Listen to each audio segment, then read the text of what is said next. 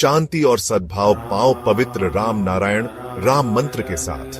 राम नारायण राम मंत्र एक शक्तिशाली आध्यात्मिक साधन है जो दिव्य ऊर्जा से गूंजता है। इस मंत्र का जाप करने से मन शांत होता है और आपको उच्च चेतना से जोड़ता है। राम नारायण राम का हर शब्द गहरा आध्यात्मिक अर्थ रखता है। राम भगवान राम की उपस्थिति का आह्वान करता है, जो शक्ति और सदाचार का प्रतीक है। नारायण हम सभी के भीतर मौजूद अनंत दिव्य उपस्थिति का प्रतिनिधित्व करता है। इस मंत्र का जाप करने से आपकी आंतरिक दुनिया बदल सकती है, जिससे शांति, स्पष्टता और ब्रह्मांड के साथ एकता का एहसास होता है। चाहे आप शांति चाहते हो या आध्यात्मिक जागृति, राम नारायण राम मंत्र आपकी यात्रा में एक मार्गदर्शक प्रकाश है। तो गहरी सांस लें और इस पवित्र मंत्र के कंपन को अपनी आत्मा में भरने दें। इस जादू को अपनाएं और अपनी आत्मा को ऊपर उठाएं। नमस्ते। नमस्कार, बहुत बहुत स्वागत है आप सभी का हमारे खास कार्यक्रम राम नारायण राम में। आप सभी के साथ हाजिर हूँ मैं कंचन। राम नारायण राम, ये कार्यक्रम आपकी ताकत है, ये कार्यक्रम आपके लिए सब कुछ है, हमारे लिए सब कुछ है। अब आप इस कार्यक्रम से जुड़कर अपने जीवन को बदल सकते हैं और इस कार्यक्रम से जुड़ने के लिए आपको कुछ भी नहीं देना है। अगर अभी अभी इस कार्यक्रम से जुड़े हैं तो इसकी सारी सीरीज़ को उठाकर, इसके सारे एपिसोड्स को उठाकर ज़रूर देखिएगा, क्योंकि ये कार्यक्रम एक ऐसा कार्यक्रम है जो आपके जीवन में बदलाव लेकर आता है, आपके जीवन में, आपके विचारों में बदलाव लेकर आता है। आप जीवन में सही कर रहे हैं, गलत कर रहे हैं, या आपके साथ जो हो रहा है वो सही और गलत हो रहा है या नहीं हो रहा है, ऐसे बहुत सारे कंफ्यूजन्स को दूर करता है सिर्फ एक ये कार्यक्रम। क्योंकि इस कार्यक्रम की जो ताकत है वो आप तभी समझ पाएंगे जब आप इस कार्यक्रम को देखेंगे और इस कार्यक्रम के विचारों को अपने मन में, अपनी जीवन शैली में उतारेंगे। तो इस कार्यक्रम को शुरू करते हैं। हमारे साथ यहाँ पर संतान दल के प्रेसिडेंट शंकर सरकार जी और खास मेहमान संगीता मुखर्जी जी हमारे साथ स्टूडियो में मौजूद है। बहुत बहुत स्वागत है आपका। राम नारायण राम। राम नारायण राम। तो इस कार्यक्रम को शुरू करते हैं और हमेशा से हर एपिसोड में हम बहुत ही इंटरेस्टिंग, यानी कि बहुत ही ज़्यादा अच्छे विषयों को उठाते हैं। ये वही विषय होते हैं जो आपके जीवन से जुड़े होते हैं, और अब भी एक ऐसा ही मुद्दा लेकर आप सभी के सामने हम हाजिर हैं। आज हम बात करेंगे खेती को लेकर। प्रेसिडेंट से हम पूछेंगे, क्योंकि प्रेसिडेंट का जो एक्सपीरियंस है वो बहुत अच्छा और बहुत लंबा अनुभव है। आज उनसे पूछेंगे कि एक किसान को खेती कैसे करनी चाहिए और किस तरह से करनी चाहिए। बताइए प्रेसिडेंट। देखिए, हम लोग खेती कहाँ करते हैं? जमीन में। जमीन में। जमीन है कौन? हमारी माता धरती। ये किसी को मानते हैं? नहीं मानते लोग, लेकिन जो खेती करते हैं वो बहुत इज्जत देते हैं जमीन को। जो खेती करता है इज्जत देते हैं, लेकिन दिल से, अंदर से नहीं करते। हाँ, वो सोचते हैं ये हमको फसल देगा। जी बिल्कुल। इसको कुछ नहीं देंगे, अब सब दे देगा। सबसे पहले खेती करने के लिए जमीन को इज्जत देना, जमीन का वैल्यू दिल में बसाना। ये जमीन हमारा माता है, जमीन हमारा प्रकृति है, जमीन हमारा खाना देता है। ये हमारा सबसे कीमती चीज है, पहला माता जी। तो जमीन के ऊपर जब खेती करने जाएगा कोई, पहले उनको प्रणाम करना चाहिए, इज्जत, दिल से इज्जत करना चाहिए, अंदर ही अंदर इज्जत करना चाहिए। जितना घर का माता पिता को इज्जत करते हो, उससे ज्यादा इज्जत करना चाहिए। जी बिल्कुल। धरती का ऊपर सब जिंदा है, सब मकान बना के बैठा हुआ है, सब खेती करके खाना मिलता है, फसल मिलता है, सब्जी मिलता है, अनाज मिलता है। ये कोई छोटा बड़ा मोटा बात नहीं है। कितना बड़ा देन है मेरा धरती का, माता का, कि इसके बारे में घर से स्कूल कॉलेज में शिक्षा देना चाहिए धरती के बारे में।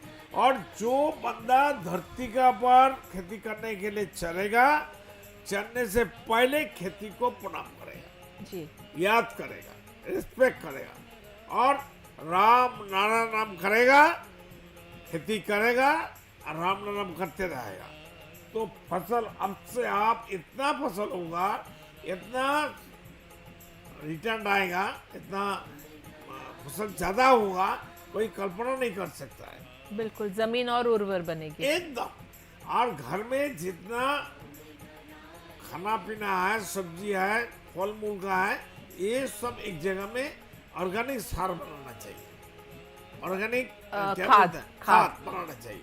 चाय का पत्ती, और पेपर को अलग कर देना, प्लास्टिक को अलग कर देना। और जितना वेस्टेज सब्जी हो, चावल हो, दाल हो, सब्जी हो, खाना हो, सब एक जगह में रख दो। एक सिस्टम करके आजकल तो हर स्टेट गवर्नमेंट इसका सुझाव देता है।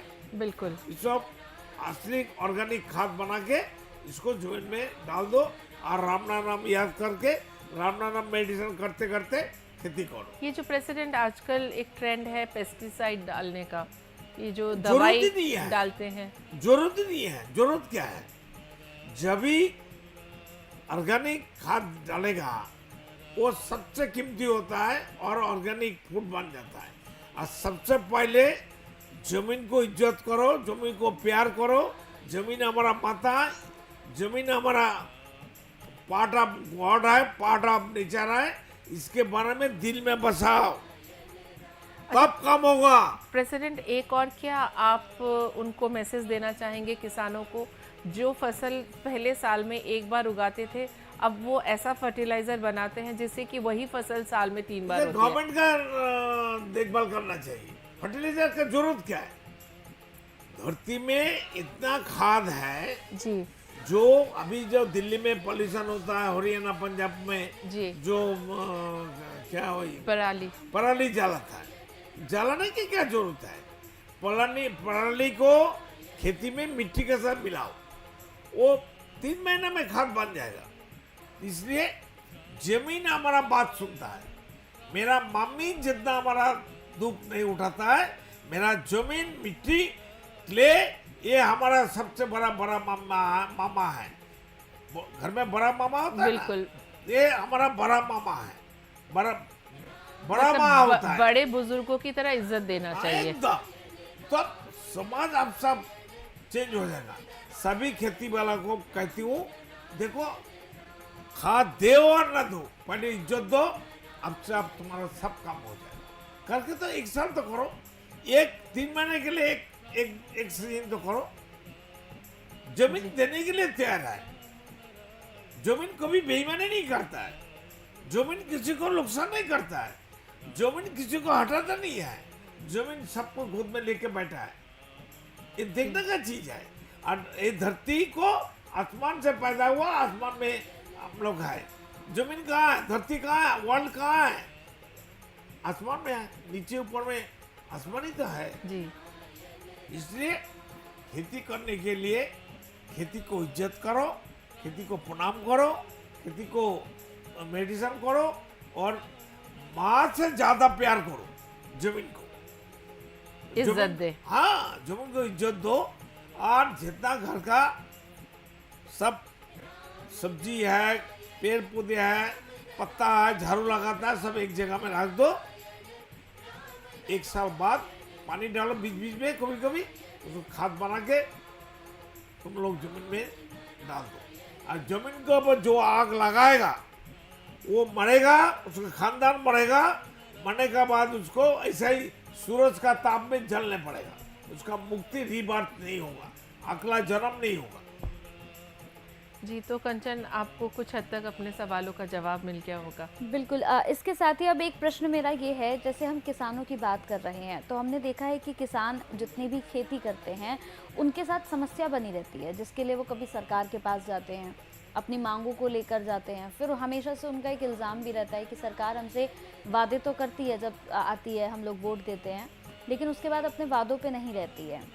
इस पर क्या कहेंगे? जो फार्मर लोग, जो चाषी लोग, किसान लोग जो आंदोलन करते हैं, एक भी किसान नहीं है। अच्छा। सब व्यापारी लोग आके पैसा देके आदमी को बुला के सब पॉलिटिकली नाटक करते हैं, ड्रामा करते हैं। ये सब बकवास बात है। तो हम तो सीधा बात बताया, कोई गवर्नमेंट से, बैंक से पैसा लेने का जरूरत नहीं है। धरती हमारा बैंक है, धरती हमारा असली माता है, धरती हमारा बड़ा माई है। वो सबको देने के लिए तैयार है। हम लोग लेना नहीं जानते हैं, इज्जत नहीं करना जानते हैं। ये जो आप कंचन न्यूज़ में देखते हो, धरने में किसान आ गए, ये आ गए, जो असली किसान होता है ना, उसके पास वक्त कोई नहीं किसान है। नहीं है, उनके पास इतना वक्त ही नहीं कि ये आके सब पैसे वाला व्यापारी है। धरने में बैठे। हाँ, उनकी कुछ डिमांड्स हैं, उनकी भी कुछ मांगे हैं, लेकिन वो इन तक पहुंच ही नहीं पाती। उनको पैसा देना चाहिए, लोन देना चाहिए विदाउट इंटरेस्ट। जी बिल्कुल। चाइना में इतना इंडस्ट्री क्यों ग्रोथ किया मालूम है? चाइना में गवर्नमेंट सभी पब्लिक को, A to Z पब्लिक को जमीन देता है, पैसा देता है, लोन देता है, बस अब सब डेवलप हो गया। क्यों नहीं होगा? चाइना इतना आगे बढ़ सकता है तो इंडिया और भारत क्यों नहीं बढ़ सकता है?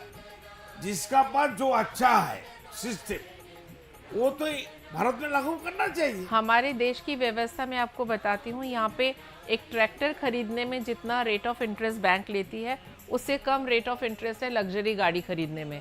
उसमें कोऑपरेटिव सिस्टम कर दो ना। बिल्कुल, तो ये तो सिस्टम है हमारा। 50 फार्मर को एक करके एक ट्रैक्टर दे दो, फसल गवर्नमेंट को खरीदने बोलो, आप प्रॉपर दाम फार्मर को देना चाहिए। वही नहीं Agriculture मिलता ना उनको प्रेसिडेंट, यही तो प्रॉब्लम है। तो बीच में जो क्या बोलता है, Mediators होते हैं। मीडिएटर जाता है, दलाल जाता है, ब्रोकर जाता है, जो पैसा दे के सस्ता में खरीद लेता वही है। तो, वो लोग सरकार तक डायरेक्टली पहुंच ही नहीं पाते हैं, यही इसलिए प्रॉब्लम। गवर्नमेंट को देखभाल करना चाहिए कहाँ कहाँ पॉल्यूशन है, वही व्यक्ति मालिकाना दोबारा आ जाता है बीच में। तब वो फसल ट्रैक्टर उनको देना पड़ेगा, खेती करने के लिए पैसा सरकार को देना पड़ेगा, सरकार को ही फसल खरीदने पड़ेगा, जी जो उसमें फायदा होना चाहिए। और एजुकेशन फ्री कर दो, अभी अभी 2 चीज कर दो, और हॉस्पिटल में फ्री ट्रीटमेंट कर दो। डॉक्टरी पढ़ने के लिए हर बंदा चाहती है, कॉलेज ही नहीं है, डॉक्टरी पढ़ेगा कैसे? अरे इतना खर्चा कौन उठाएगा? गवर्नमेंट को उठाना पड़ेगा। इंजीनियर और डॉक्टर एडवोकेट बनने के लिए सब फ्री करो, मोदी जी फ्री करो, मेरा जितना पैसा है बैंक में ले लो, मेरे को 5 चीज दे दो, खाना दे दो, मेडिकल दे दो फ्री, मेरा बाल बच्चा, मेरा पोता पोती को भी दे दो, हमको कुछ नहीं चाहिए, हमारा 2 मकान है वो भी तुम एक ले लो, ये मेरा एक में काम चल जाएगा। जी बिल्कुल, तो प्रेसिडेंट का यही कहना है कि ये जो किसानों के बीच में ये जो मीडिएटर्स काम कर रहे हैं, इनका सरकार को बिल्कुल बहिष्कार कर देना चाहिए। व्यक्ति मालिकाना तो सब ठीक हो जाएगा, सीधा हो जी जाएगा। बिल्कुल, तो उनको बीच में से हटाएंगे। एक साउंडलेस विप्लव करना चाहिए, आत्मरक्षा विप्लव होना चाहिए। जी। एक चीज में सब कुछ सीधा हो जाएगा। इंडिया को देख के, भारत को देख के आखा दुनिया सीखेगा। जी बिल्कुल, जब धरती में कोई एक कंट्री में, एक फैक्ट्री में घड़ी आविष्कार हुआ, रेडियो आविष्कार हुआ, अभी घर घर में है, जी बिल्कुल। सभी देश में, सभी कंट्री में है। नहीं, अगर ये जनहित में होगा तो हर कोई इसे अपनाना चाहेगा। करेगा, मोदी को करना चाहिए, मोदी को हम सपोर्ट करेंगे, और भी 10 साल हम उनको सपोर्ट करेंगे। मोदी करेगा, नहीं करेगा तो बाद में हम सोचेंगे क्या करना है। जी बिल्कुल। यहाँ पर एक और सवाल है मेरा, जैसे अभी आपने कहा कि ये सब कुछ जो आखिर में जाकर जो रुक रहा है, वो रुक तो व्यक्ति मालिकाना हक पे ही रहा है। बिल्कुल। कहीं ना तो कहीं एक दिन में अगर नहीं होता है, कम से कम एजुकेशन फ्री कर दो, एग्रीकल्चर को ट्रैक्टर दे दो, कोऑपरेटिव बना के दो, 100 बीघा जमीन मिला के एक ट्रैक्टर दे दो, 500 बीघा जमीन के ऊपर एक ट्रैक्टर का भी है। और उनको ऑर्गेनिक खाद कैसे बनाएगा उसके लिए सुझाव दो। जितना घर घर में वेस्टेज माल है उसको ऑर्गेनिक खाद बनाओ ना, वो सिस्टम एजुकेशन दे दो, शिक्षा दे दो, घर घर में सब बनाएगा, खेती करेगा। और फसल सरकार को ही लेने पड़ेगा, सरकार सबको कोऑपरेटिव बना के ऐसे करना कोऑपरेटिव पड़ेगा। बना लो। लेकिन और व्यक्ति मालिकाना जो हक है वो तो लेकिन वो तो खत्म नहीं बात की होगा। बात है, टाइम की बात है, हठात नहीं कर सका, अचानक नहीं कर सकता है। हर चीज में वक्त लगता जो है। गवर्नमेंट तो करना चाहते हैं, लेकिन कुछ पॉलिटिकल पार्टी करने नहीं देगा ये लोग, तो जितने भी लोग इस कार्यक्रम और को वो भी कोऑपरेटिव बनाना पड़ेगा। हाँ 500 बीघा का एक कोऑपरेटिव, उसमें 100 मेंबर हो सकता है, 500 मेंबर हो सकता है। बिल्कुल। तो जितने भी लोग इस कार्यक्रम को देख रहे हैं, खास तौर से अगर हमारा ये कार्यक्रम किसान भाइयों तक पहुंच रहा है, या जितने भी फार्मर्स हैं, जितने भी लोग किसानी करते हैं, खेती करते हैं, अपने खेती को समय देते हैं, हमारे लिए काम करते हैं, अगर उन तक ये पहुंच रहा है ये कार्यक्रम पूरा, ये कोई वीडियो, इज्जत नहीं करता है कोई। फार्मर को, जो असली चाषी को, किसान को कोई इज्जत नहीं करती, उनको यूज करती है, उसको फायदा लूटते हैं पॉलिटिकल पार्टी। इसलिए किसान को देवता मान के उनको देखभाल करना है। देवता को जैसे पूजन करते हैं, पूजा पाठ करते हैं, तो फार्मर को और क्या किसानों को वो रेस्पेक्ट मिलनी चाहिए, ऐसा ही रेस्पेक्ट देना चाहिए, देवता भगवान का मान। बिल्कुल बिल्कुल। जितने भी लोग इस कार्यक्रम को देख रहे हैं, देखिए कितनी अच्छी चीज़ें प्रेसिडेंट की ओर से बताई जाती हैं, कितनी खूबसूरती से चीज़ों को बताया जाता है, और प्रेसिडेंट कितना सोचते हैं सबके बारे में, ये देखिए। और अपनी तरह ही वो आपको बनाना चाहते हैं, जैसे वो समाज के लिए सोचते हैं, समाज को बदलने के लिए उनके मन में हर वक्त विचार चलते रहते हैं। जितना बड़ा आदमी पैसा वाला है, किसान अगर अनाज नहीं फसल उठाएगा खाएगा क्या? बिल्कुल बिल्कुल। मिट्टी खाएगा, पैसा खाएगा, सोना खाएगा, कपड़ा खाएगा। जी बिल्कुल। तो मुझे लगता है कि आप तक ये कार्यक्रम अगर पहुंच रहा है तो आपको पसंद भी आया होगा, और अगर इस पूरे प्रोग्राम को लेकर जितनी भी बातें इस खास कार्यक्रम में हुई हैं, अगर इसे लेकर आपके मन में कोई भी विचार चल रहा है, तो आप इन नंबर्स पर कॉल करके हमसे बात कर सकते हैं, प्रेसिडेंट से बात कर सकते हैं, मिल सकते हैं प्रेसिडेंट से। लेकिन उनसे मिलने के लिए एक छोटा सा अपॉइंटमेंट आपको लेना होगा। छोटा सा अपॉइंटमेंट लीजिए और उसके बाद आप प्रेसिडेंट से मिल भी सकते हैं, संतान दल से जुड़ सकते हैं, और जुड़ने के लिए आपको सिर्फ 1 रुपया देना होगा। ये कार्यक्रम आपसे इसके सिवा और कुछ नहीं चाहता है। तो अगर आप चाहते हैं तो आप इन नंबर्स पर कॉल करके संपर्क करके जुड़ सकते हैं। समय हो चला है इस कार्यक्रम को समाप्ति की ओर लिए चलने का। फिर आपसे मुलाकात होगी, एक और खास विषय पर हम जरूर चर्चा करेंगे। बहुत बहुत शुक्रिया प्रेसिडेंट, आपका बहुत बहुत शुक्रिया मैम। राम राम राम। राम राम। सब जरूरतमंद आज ही से मेडिटेशन चालू करें और मेंटल डेवलपमेंट करें, और 50,000 आदमी को खाना दें। देखिए कार्यक्रम राम नारायण राम प्रतिदिन प्रातः 6:40 से साधना टीवी पर, एवं सोमवार से शनिवार प्रातः 7:30 से व रविवार प्रातः 7:50 से एवं रात्रि 10:30 से ईश्वर टीवी पर, एवं प्रातः 7:30 से साधना प्लस पर, एवं प्रातः 10:30 से हर खबर न्यूज पर, एवं रात्रि 8:30 से आर्यन टीवी पर। पृथ्वी पर मौजूद 800 करोड़ मानव ही मेरा समस्त परिवार है। आप भी जुड़ें अपने इस परिवार संतान दल से। संसार में धर्म के नाम पर जो व्यापार हो रहा है, उस व्यापार से बचने और धर्म का सही आधार क्या है, ये जानने के लिए आप भी जुड़े संतान दल से। पृथ्वी, आकाश, जल, सूर्य और वायु, इन सभी पर किसी का मालिकाना हक नहीं है। प्रकृति हम सभी की है, हम सभी इसका हिस्सा हैं। इस प्रकृति से मित्रता करने के लिए संतान दल में आपका स्वागत है। आप कौन हैं? कहां से आए हैं? अपनी आत्मीय गहराई को समझने के लिए जुड़े संतान दल से। क्या आप निराश हैं, हताश हैं, जीवन में उन्नति पाना चाहते हैं, तो आज ही जुड़े संतान दल से। मन अशांत है, क्या जीवन में दुख और परेशानियां बढ़ती जा रही हैं, तो सच्चे मन से आज ही जुड़े संतान दल से। मेरे आत्मा के आत्मीय गर्व स्वयं महाकाश राम नारायण राम के स्वरूप श्री श्री बालक ब्रह्मचारी महाराज के अमूल्य व्याख्यानों एवं तत्वों पर आधारित ये धार्मिक ग्रंथ आदि वेद उन्हीं की परम कृपा से जनगण एवं समस्त प्राणी जगत की मुक्ति के उद्देश्य से श्रेष्ठ सेवा के रूप में समर्पित करता हूँ। शंकर सरकार।